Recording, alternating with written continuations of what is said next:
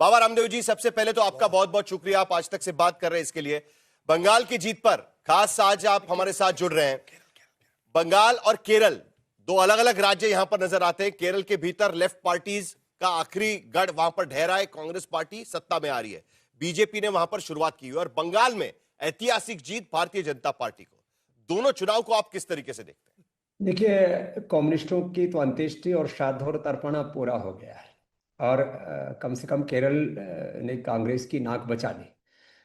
तमिलनाडु में विजय ने जो विजय का इतिहास लिखा है वो इस बात का, और जो अप्रत्याशित, अविश्वसनीय, अकल्पनीय ऐतिहासिक जीत जो पश्चिम बंगाल में, वो इस बात का प्रतीक है कि जो यथास्थितिवाद में जो एक वर्चस्ववाद का उन्माद जो हो जाता है कि हम यहां पर हमें कोई उखाड़ नहीं सकता है। जिस बीजेपी के एक भी सीट नहीं हुआ करती थी 2013-14 से पहले, उसने ये साबित कर दिया कि विकल्प रहित, संकल्प अखंड, प्रचंड पुरुषार्थ के साथ, बड़ी सोच, कड़ी मेहनत और पक्के इरादे के साथ बढ़ते हैं, और अपना सपना लोग जब आप में देखने लगते हैं, जैसे इस समय देश के प्रधानमंत्री जी में लोग अपना सपना देखते रहे, उनके सपनों की पूर्ति के लिए अहर्निश पुरुषार्थ हमारे अमित शाह जी ने करके ये साबित कर दिया कि आप असंभव को संभव कर सकते हैं। इसमें तीन बातों को और मैं जोड़ना चाहूंगा, खास करके बंगाल के परिप्रेक्ष्य में। पुदुचेरी का प्रांत है छोटा, लेकिन वहां पर भी विजय पाई है बीजेपी ने, और विरासत और विकास का एक नव प्रतिमान हेमंता विश्व शर्मा जी ने असम में भी गढ़ा है। लेकिन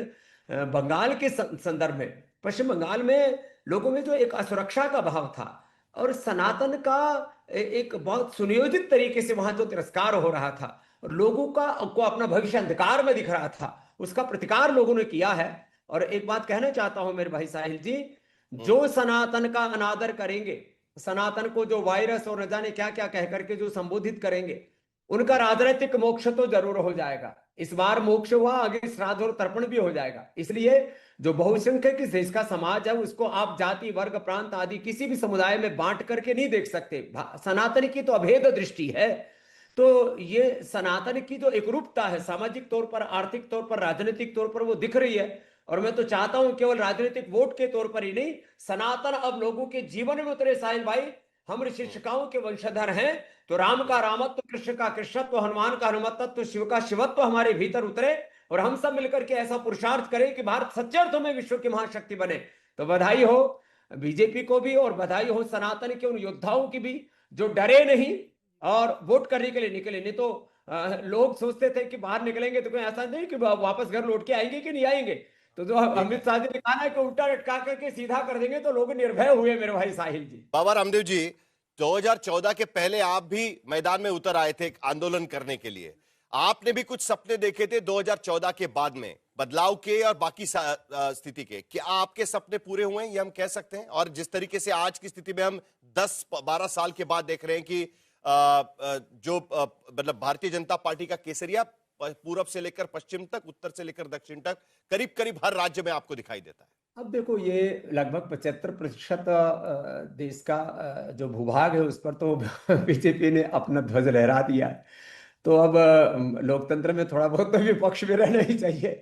जहां तक मेरे प्रश्नों का आप मेरे संदर्भ में बात कर रहे हैं, तो देखो, मैं तो महंगाई, बेरोजगारी, गरीबी, शिक्षा में परिवर्तन, चिकित्सा में परिवर्तन, ये शिक्षा की गुलामी जो 1835 से अभी तक चल रही है, मैकाले के मानस पुत्र तैयार हो रहे हैं अभी भी, ये शिक्षा की गुलामी, ये चिकित्सा की गुलामी, सिंथेटिक दवाइयों की, आर्थिक गुलामी, वैचारिक गुलामी, सांस्कृतिक गुलामी, नशा, वासना, हिंसा में, अलग अलग प्रकार की अकर्मण्यता में, आज लगभग 8 घंटा एवरेज इस देश का युवा जो है वो अनप्रोडक्टिव अपना टाइम बर्बाद कर रहा है मोबाइल आदि पर। तो मैं तो चाहता हूं इस देश में पुरुषार्थ जगे। मैं तो पुरुषार्थ का पुजारी हूं, और हमारे यहां पर तो धर्म, अर्थ, काम, मोक्ष, जो पुरुषार्थ चतुष्ट है, जिसको सनातन की आत्मा कहते हैं, उसकी सिद्धि पुरुषार्थ से ही होती है।